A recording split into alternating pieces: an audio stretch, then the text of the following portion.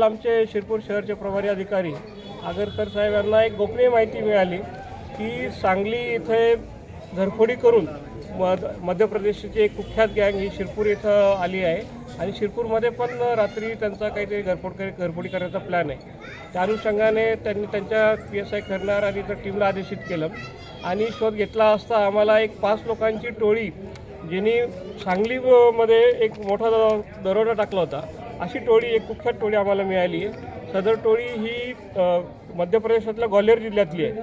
त्याच्यामध्ये मोहित परिहार, राज परिहार, जितू कुशवा, अमित परिहार, राजू प्रेमसिंग परिहार हे 5 आरोपी मिळालेले आहेत। त्याचबरोबर त्यांच्याकडे सांगलीमधला जो दरोडा आहे त्यातल्या जवळपास 2.5 किलोच्या चांदीच्या चीजवस्तू आम्हाला मिळाल्या आहेत। एक घातक हत्यार, पिस्टल, टामी, कटर अशा घरफोडीचे साहित्य देखील मिळाले आहे आणि जर त्यांना वेळीचा आवर घातला नसता तर शिरपूर शहरामध्ये पण एखादी मोठी घरफोडी करायचा त्याचा प्लॅन होता।